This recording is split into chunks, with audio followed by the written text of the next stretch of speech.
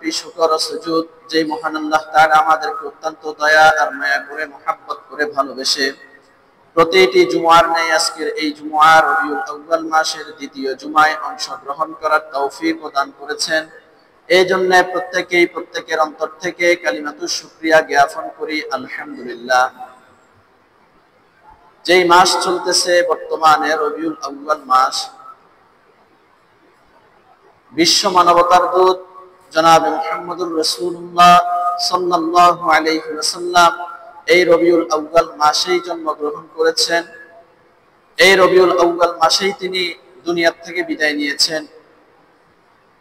তো রাসূল করিম সাল্লাল্লাহু আলাইহি ওয়াসাল্লামের যেহেতু জন্মের মাস, এই জন্মের মাসকে কেন্দ্র করে প্রতিটা মসজিদে, প্রতিটা মহল্লায়, প্রতিটা জায়গায়, প্রতিটা মাহফিলে, প্রতিটা জলসার মধ্যে রাসূল করিম সাল্লাল্লাহু আলাইহি ওয়াসাল্লামের জীবনী সম্পর্কে আলোচনা করা হয়।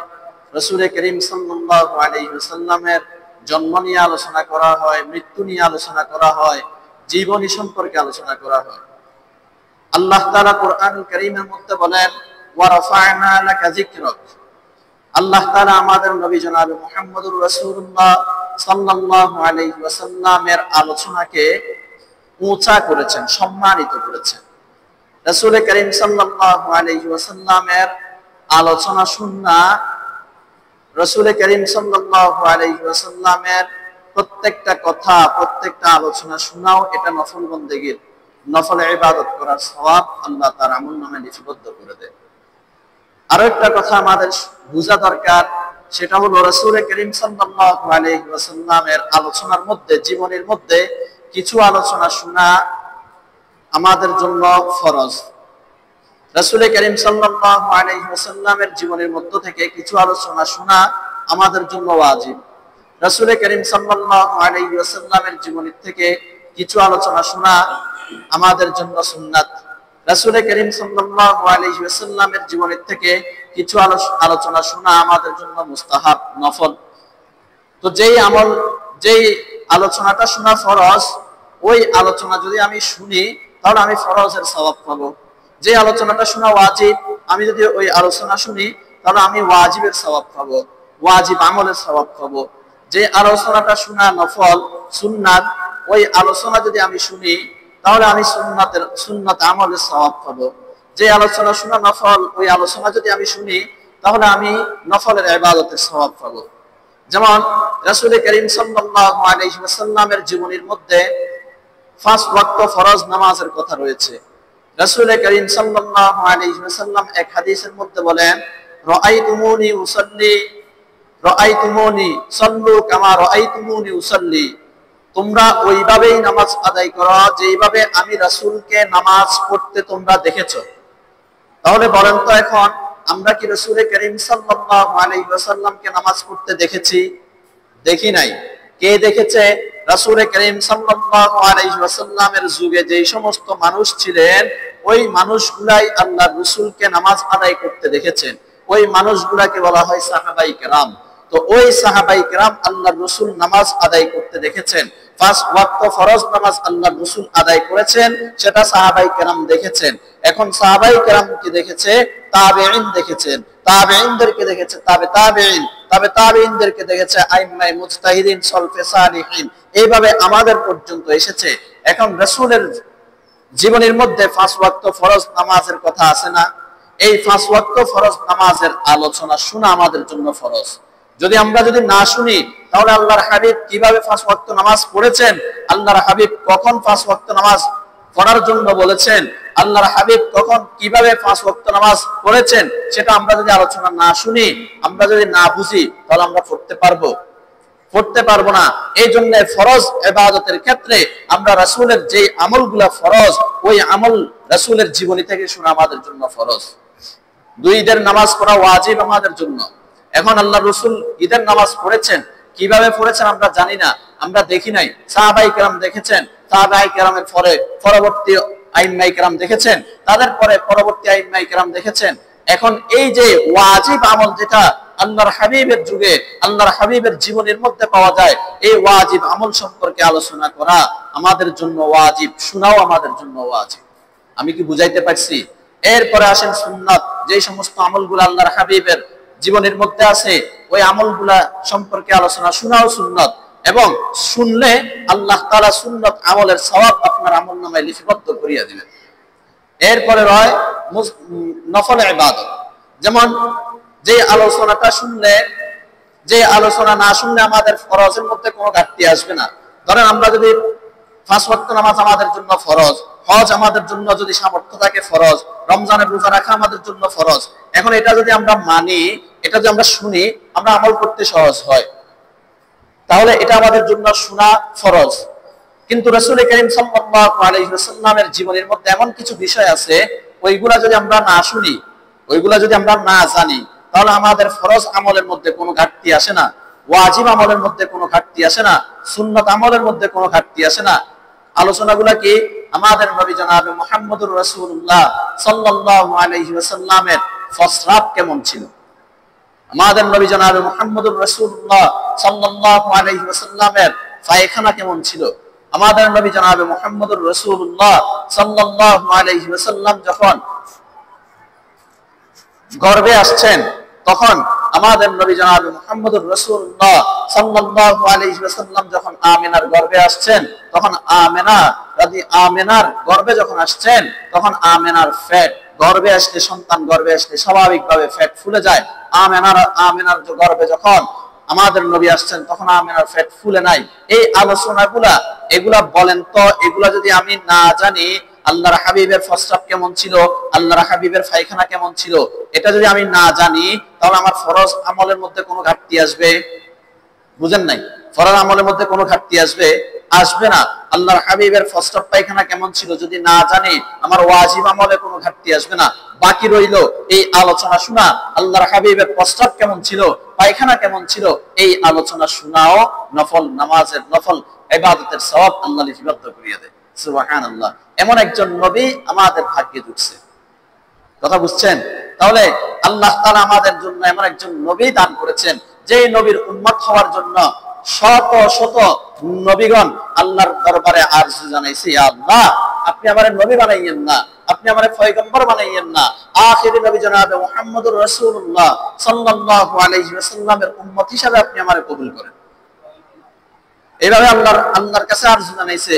কিন্তু আল্লাহ তাআলা একমাত্র ঈসা আলাইহিস সালাতু ওয়াস সালাম ব্যতীত আর কোন নবীর দোয়া আল্লাহ কবুল করেন নাই। ঈসা আলাইহিস সালাতু ওয়াস সালামকে কিয়ামতের পূর্ব মুহূর্তে আল্লাহর রাসূল জনাবে মুহাম্মদুর রাসূলুল্লাহ সাল্লাল্লাহু আলাইহি ওয়াসাল্লামের উম্মত বানাইয়া দুনিয়ায় আগমন করেন।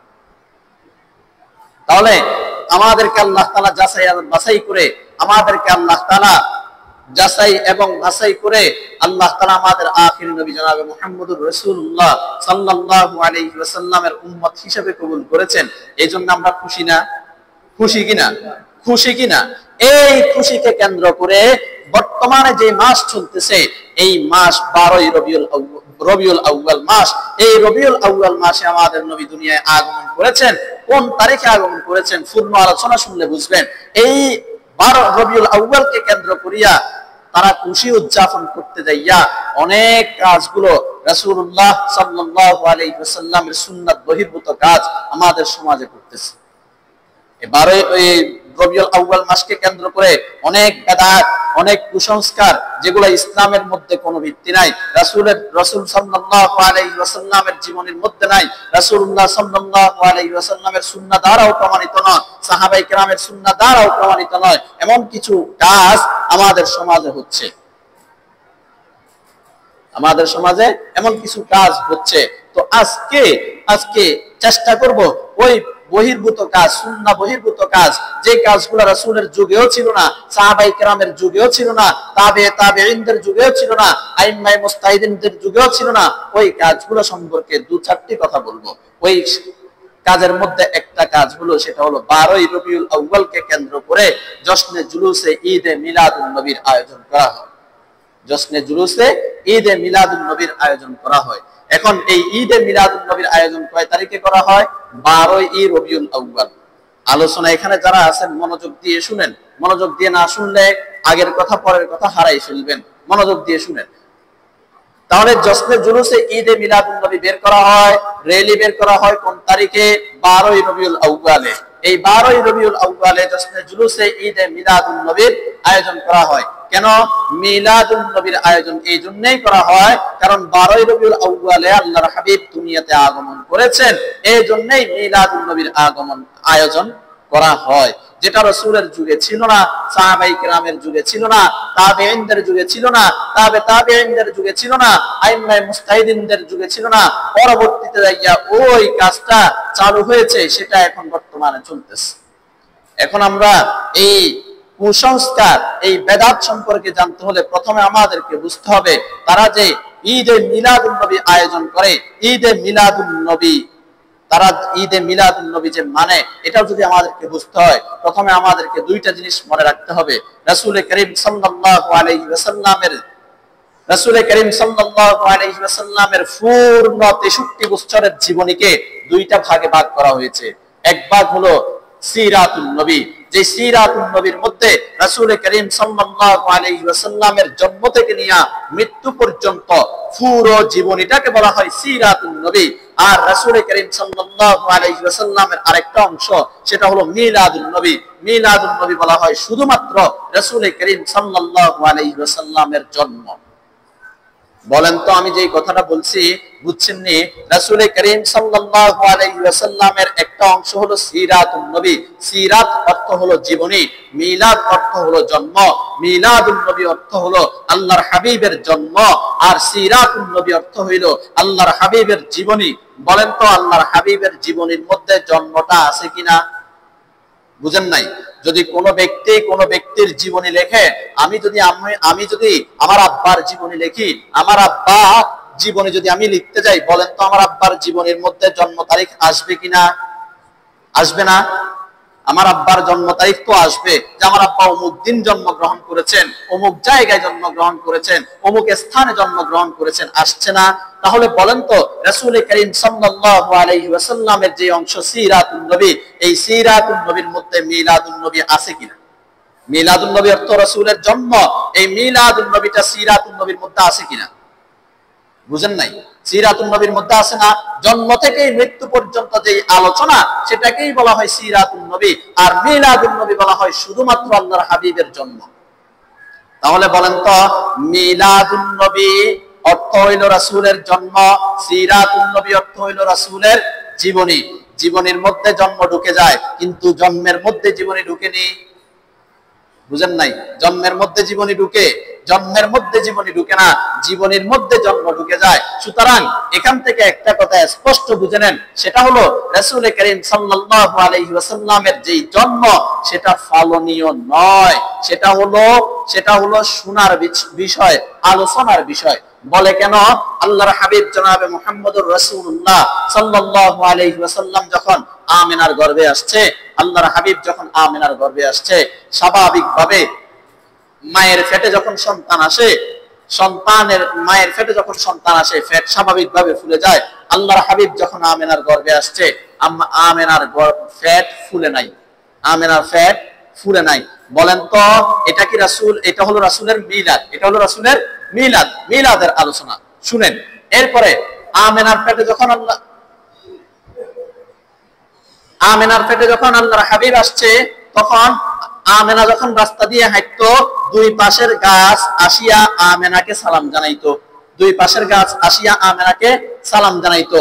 আমেনার পেটে যখন মুহাম্মদুর রাসূলুল্লাহ সাল্লাল্লাহু আলাইহি ওয়াসাল্লাম আসছে, আমেনা যখন কূপ থেকে পানি আনার জন্য যাইতো, সাধারণত মহিলারা বালতি কূপের মধ্যে ফেলিয়া সেখান থেকে পানি উত্তোলন করত, কিন্তু আমেনা যখন কূপ থেকে পানি আনার জন্য যাইতো, পানি অটোমেটিক ধারে চলে আসতো, কিনারায় চলে আসতো।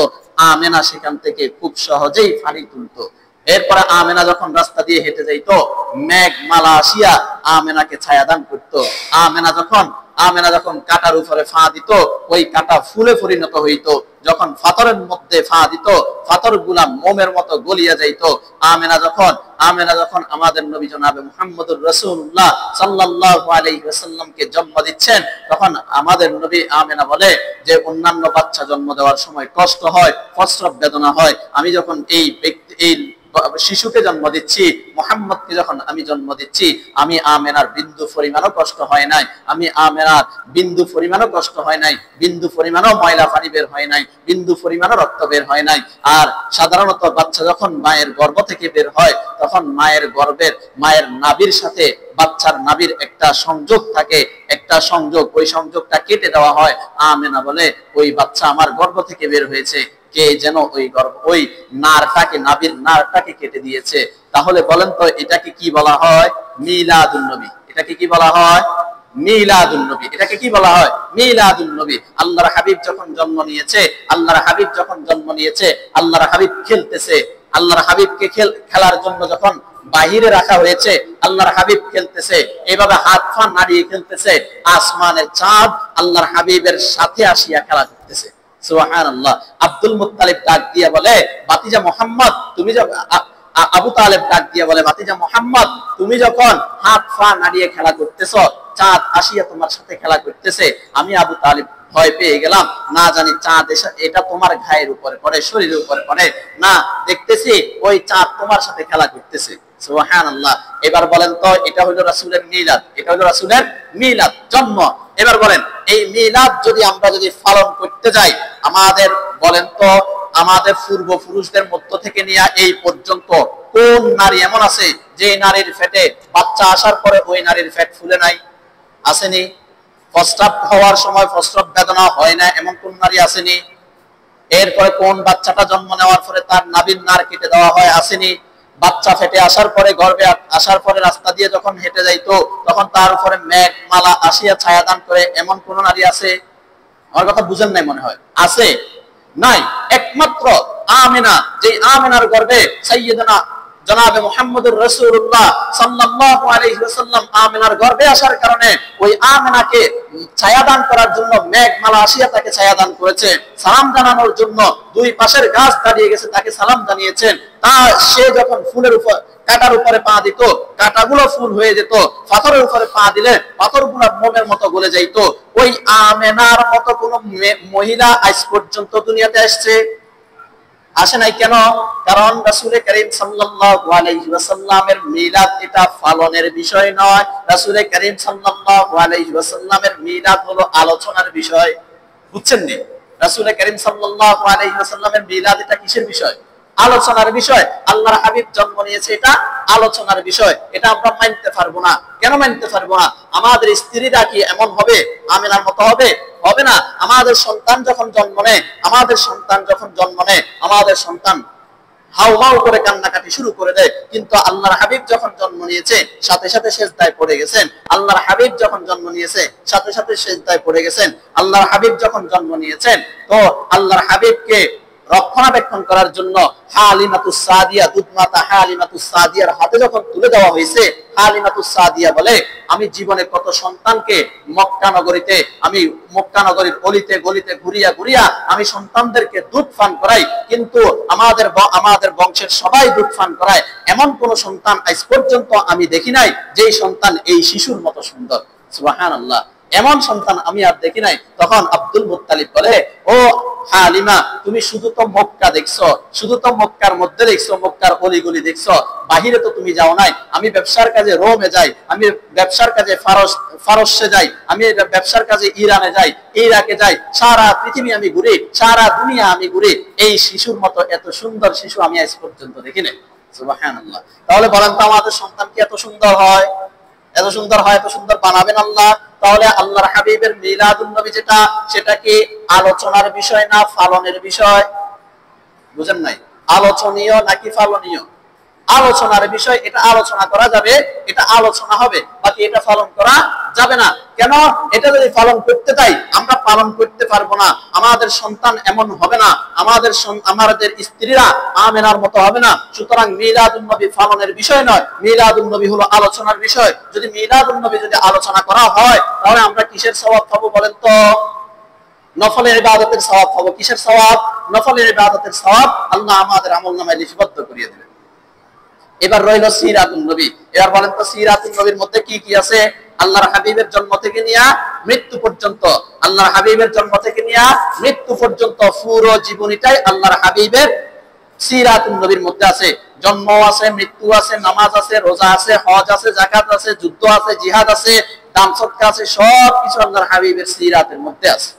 এবার সিরাত থেকে আল্লাহর হাবিব জনাব মুহাম্মদুর রাসূলুল্লাহ সাল্লাল্লাহু আলাইহি ওয়াসাল্লামের সিরাত থেকে আপনি ফরজ যে কাজগুলা, ওই ফরজ কাজগুলোর আলোচনা করবেন। আপনার আমলনামায় আল্লাহ ফরজের সওয়াব লিপিবদ্ধ করিয়ে দিবেন। ওয়াজিবগুলো আলোচনা করবেন, আপনার আমলনামায় আল্লাহ ওয়াজিবের আমল লিপিবদ্ধ করিয়ে দিবেন। সুন্নাতগুলো আলোচনা করবেন, আপনার আমলনামায় আল্লাহ সুন্নতের আমল লিপিবদ্ধ করিয়ে দিবেন, সুন্নতের সওয়াব লিপিবদ্ধ করিয়ে দিবেন। নফলগুলো আলোচনা করবেন, আপনার আমলনামায় আল্লাহ নফলের সওয়াব লিপিবদ্ধ করিয়ে দিবেন। সুবহানাল্লাহ। এই যে আমরা গত জুমার আলোচনাগুলোতে নামাজের গুরুত্ব সম্পর্কে আলোচনা করলাম, নামাজের ফজিলত সম্পর্কে আলোচনা করলাম। বলেন তো, এই নামাজ এটা আমাদের জন্য সুন্নত ছিল না ফরজ ছিল? বুঝেন না মনে হয়? ফরজ ছিল না সুন্নত ছিল? ফরজ ছিল। এই ফরজ নামাজের আলোচনা আমরা করেছি। কোত্থেকে করেছি? রাসূলের জীবনী থেকে না জীবনের বাইর থেকে? রাসূলের জীবনী থেকে। নামাজ রাসূলের জীবনের মধ্যে ছিল, সেখান থেকে আমরা নামাজের বিষয়ে আলোচনা করেছি। আল্লাহ আমাদের আমলনামায় ফরজের সওয়াব লিপিবদ্ধ করিয়ে দিয়েছে। আজকে আমরা রাসূলের মিলাদ সম্পর্কে আলোচনা করতেছি। আল্লাহ আমাদের আমলনামায় নফলের সওয়াব লিপিবদ্ধ করিয়ে দিচ্ছে। সুবহানাল্লাহ। কারণ কি? আল্লাহ বলেন ওয়ারাফা'না লাকা যিকরাক, আমি রাসূলের আলোচনাকে মহামান্বিত করেছি, আজমত দিয়েছি, সম্মানিত করেছি। যে আলোচনাই করা হোক না কেন, ওই আলোচনার সওয়াব আমি আল্লাহ তোমাদের আমলনামায় লিপিবদ্ধ করিয়ে দেব। সুবহানাল্লাহ। তাহলে এখান থেকে একটা বিষয় স্পষ্ট হয়েছে, মিলাদুন নবী কি মানার বিষয় না আলোচনার বিষয়? মিলাদুন নবী আলোচনার বিষয়। আমরা মিলাদুন নবী মানতে পারবো না। বাকি সিরাতুন নবী হলো মানার বিষয়। সিরাতুন নবী মানার বিষয়। সিরাতুন নবীর মধ্যে নামাজ আছে, নামাজ আমাদের পড়তে হবে। হজ আছে, হজ আমাদের করতে হবে। যাকাত আছে, যাকাত আমাদের দিতে হবে। রোজা আছে, রোজা আমাদের রাখতে হবে। তারপরে আপনার দান সদকা আছে, দান সদকা আমাদের করতে হবে। তারপরে রাসূলের জীবনের মধ্যে জিহাদ আছে, জিহাদ আমাদের করতে হবে। এগুলো হলো রাসূলের সিরাত, এগুলো হলো রাসূলের জীবনী। এগুলো আমাদের জন্য মানা আবশ্যক, আমাদের জন্য ফরজগুলো ফরজ, ওয়াজিবগুলো ওয়াজিব, সুন্নাতগুলো সুন্নাত, এগুলো আমাদের মানতে হবে। বাকি রাসূলের মিলাদ যেটা, এটা আমাদের জন্য ফালনীয় নয়, এটা আমাদের জন্য হইল আলোচনার বিষয়। এটা আমাদের জন্য আলোচনার বিষয়। কথা বুঝছেন নি? সিরাতুন নবী ফালনীয়, মিলাদুন নবী আলোচনীয়। মনে থাকবে আজকে থেকে, মিলাদুন নবী আলোচনা করার বিষয়, পালন করার বিষয় নয়। সিরাতুন নবী পালন করার বিষয়, আলোচনা করার বিষয়। কথা বুঝছেন? এরপর আসেন, এই যে ঈদে মিলাদুন নবী যে পালন করা হয়, 2 মিনিটে শেষ করে দেব। ঈদে মিলাদুন নবী যে পালন করা হয়, 1 নাম্বার কথা, ঈদ অর্থ হলো আনন্দ করা, উৎসব করা। কি করা? আনন্দ করা, উৎসব করা। 2 নাম্বার কথা, ঈদ ইসলামের মধ্যে ঈদ হলো 2টি। না শুনলে আলোচনা হারাই ফেলবেন। ইসলামের মধ্যে ঈদ হইল 2টি। রাসূল করিম সাল্লাল্লাহু আলাইহি ওয়াসাল্লাম যখন মদিনায় আগমন করলেন, কদিমাল মদিনা আন্নান নবী সাল্লাল্লাহু আলাইহি ওয়াসাল্লাম, রাসূল করিম সাল্লাল্লাহু আলাইহি ওয়াসাল্লাম যখন মদিনায় আসছে, আবু দাউদ শরীফের হাদিস, আল্লাহ রাসূল দেখতেছেন সেই মদিনাবাসীরা খেলা করতেছে। ওয়ালাহুম ইয়াউমান ইয়ালআবুনা ফীহিমা, তারা 2টা দিনে তারা খেলা করে। আল্লাহর হাবিব জিজ্ঞেস করলেন, মা হাযানিল ইয়াউমানে, তোমরা এই 2 দিনে কেন খেলা করো? তারা বলে, আমরা এই 2 দিনে আনন্দ করি, উল্লাস করি, আমরা ঈদ পালন করি। আল্লাহর হাবিব বললেন, তোমাদের এই 2 দিনের পরিবর্তে যদি আল্লাহ তাআলা তোমাদের জন্য উত্তম 2টা দিন ব্যবস্থা করে দেয়, তোমরা কি এটা ছেড়ে দিবা? বলে, হ্যাঁ আমরা ছেড়ে দিব। আল্লাহর হাবিব জনাবে মুহাম্মদুর রাসূলুল্লাহ তাদের জন্য 2টা দিন নির্ধারণ করে দিয়েছেন। একটা দিন হইল শাওয়াল মাসের 1 তারিখ, আর একটা দিন হইল জিলহজ মাসের 10 তারিখ। একটা হইল ইয়াউমুল ফিতর, আর একটা হইল ইয়াউমুল আযহা। আল্লাহর হাবিব বললেন, আজকে থেকে ইসলামের জন্য ঈদ হইল 2টা। আজকে থেকে ইসলামের জন্য বাৎসরিক ঈদ কয়টা? 2টা। এই 2টা মনে বুঝছেন না? ঈদের অর্থ পাইলাম। তারপরে ঈদ আমাদের জন্য ইসলামে কয়টা পাইছি? 2টা। 3 নাম্বার আলোচনা আজকে। 3 নাম্বার কথা হলো যে রাসূল করিম সাল্লাল্লাহু মিলাদুন নবী অর্থ কি? মিলাদুন নবী অর্থ হলো রাসূলের জন্ম। এতক্ষণ যে ভূমিকাটা বললাম, রাসূল করিম সাল্লাল্লাহু আলাইহি ওয়াসাল্লামের জন্ম হলো মিলাদুন নবী। 4 নাম্বার কথা, এই 4 নাম্বার কথা বলেই শেষ। মিলাদুন নবী যেটা, এই মিলাদুন নবীর মধ্যে যে জশ্নে জুলুসের আয়োজন করা হয়, যে জশ্নে জুলুসের আয়োজন করা হয়, এটা কবে থেকে আসছে? এটার ইতিহাস কি? এটা কখন আসছে? একটা দেশ আছে ইরাক দেশ। ওই ইরাকের একটা শহর আছে মুসল শহর। ওই মুসল শহরের বাদশা আপনার উমর বিন খাত্তাব, উমর ইবনে খাত্তাব একজন আপনার আছে, এই কি বলে এটা, বেদাতি আলেম ছিল। ওই আলেমের মাধ্যমে 604 হিজরির মধ্যে এই মিলাদ নামক প্রথা, যেটা এই ঈদে মিলাদুন নবী, এই উমর বিন খাত্তাবের মাধ্যমেই তিনি সর্বপ্রথম উদ্বোধন করেন 604 হিজরির মধ্যে। এখন আমাদের আলোচনার বিষয় হইল, আমাদের বাংলাদেশের মধ্যে এই মিলাদুন নবীটা, ঈদে মিলাদুন নবী জশ্নে জুলুসটা কবে থেকে আলোচনা হয়, কবে থেকে পালন করা হয়?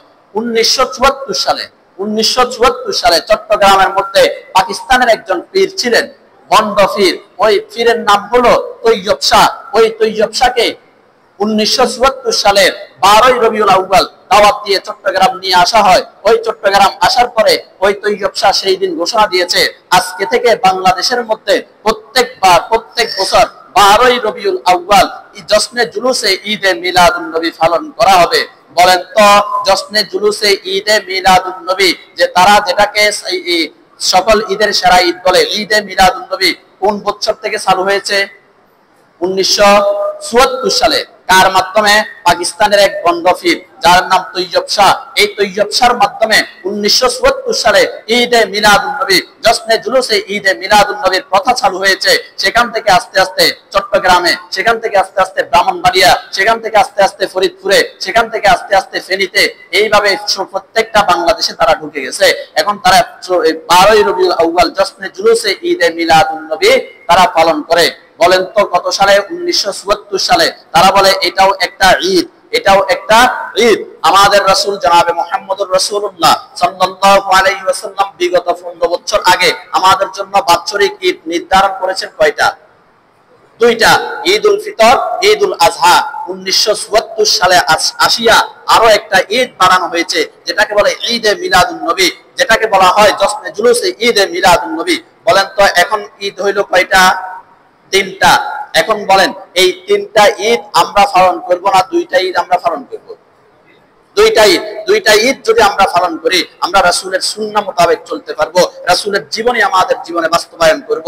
আর যদি একটা ঈদ যদি আমরা পালন করি, 3টা ঈদ যদি আমরা পালন করি, তাহলে রাসূলের সুন্নাহ বহির্ভূত হয়ে যাবে। আল্লাহর হাবিব জনাবে মুহাম্মদুর রাসূলুল্লাহ সাল্লাল্লাহু আলাইহি ওয়াসাল্লামকে আসিয়া প্রশ্ন করলেন, হযরত কাতাদা রাদিয়াল্লাহু তাআলা আনহু থেকে বর্ণিত, তিনাকে জিজ্ঞেস করলেন, ইয়া রাসূলুল্লাহ, আপনার জন্মদিনে আপনি কি করেন? আপনার জন্মদিন কি বারে? বলে আমার জন্মদিন হইল সোমবারে। বলে আপনি ওই দিন কি করেন? বলে আমি ওই দিন রোজা রাখি। বলে কেন আপনি ওই দিন রোজা রাখেন? বলে আমি সোমবারে জন্মগ্রহণ করেছি, সোমবারে মৃত্যুবরণ করেছি, এই জন্যই আমি সোমবারে জন্মগ্রহণ করেছি এবং সোমবারেই আমি এই নবুয়ত প্রাপ্ত হয়েছি এবং সোমবারে আমি মৃত্যুবরণ করেছি বা করব। এই হাদিসের মধ্যে 3টা কথা বলা হয়েছে। তো এই জন্যই কাতাদা রাদিয়াল্লাহু তাআলা আনহু বলেন আল্লাহ রাসূল সোমবারে রোজা রাখতেন। তাহলে বলেন তো আল্লাহ রাসূল সোমবারে জন্মগ্রহণ করেছেন, এই খুশিতে কি জশ্নে জুলুসে ঈদে মিলাদুন নবী পালন করতেন না রোজা রাখতেন? করতেন। জশ্নে জুলুসে ঈদে মিলাদুন নবী পালন করতেন না রোজা রাখতেন?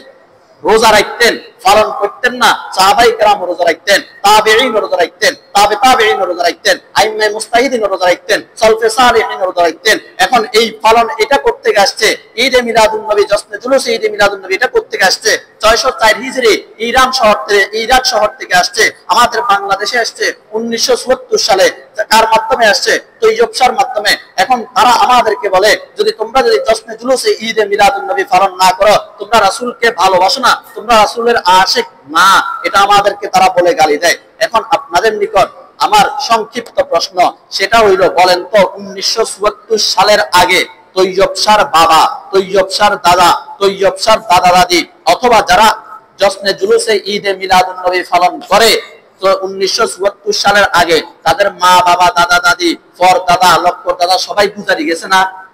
গেছে কিনা? তারা কি এই ঈদে মিলাদুন নবী পালন করতো না?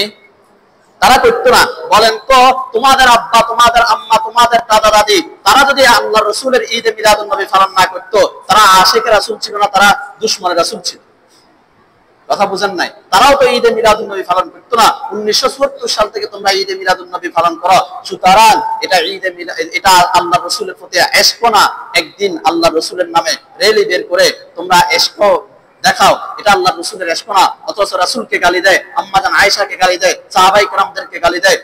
এইভাবে আল্লাহ রসুলকে বিভিন্ন ভাবে অকাট্য ভাষায় গালিগালাজ করে। তোমাদের তখন কোনো ভূমিকা থাকে না। শুধুমাত্র 12 রবিউল আউয়াল আসলে মনের খাহেশ জেগে উঠে, তোমরা জশ্নে জুলুসে ঈদে মিলাদুন নবী নিয়ে বের হয়ে যাও। সেই দিন তোমাদের জোহরের নামাজের ঠিক থাকে না, আসরের নামাজের ঠিক থাকে না, মাগরিবের ঠিক থাকে না। আমি চট্টগ্রামে পড়াশোনা করেছি, দেখেছি তাদের জুলুসগুলা একটা নামাজেরও ঠিক থাকে না। তারা বিড়ি সিগারেট না এই জশ্নে জুলুসে বসিয়া। তাহলে বলেন তো এই জুলুসটা কি পালনীয় না বর্জনীয়? আমার কথা বুঝেন না? জুলুসটা পালনীয় না বর্জনীয়? বর্জনীয়। কারণ আমাদের জন্য রাসূল দুইটা ঈদ নির্ধারণ করে দিয়েছেন বিগত 1500 বছর আগে। এখন থেকে এই ঈদ আমাদের জন্য 1974 থেকে যে ঈদ আসতেছে এটা আমরা পালন করব না, কারণ এটা রাসূলের সুন্নাহ বহির্ভূত। আল্লাহ তাআলা যেই কথাগুলো বলেছি এই কথাগুলোর উপর প্রথমে আমাকে, এরপর আপনাদের সবাইকে আমল করার তৌফিক দান করুন। ওয়া আখিরু দাওয়ানা আলহামদুলিল্লাহি রাব্বিল আলামিন। নাসরুম মিনাল্লাহি ওয়া ফাতহুন করিম। আসসালামু আলাইকুম।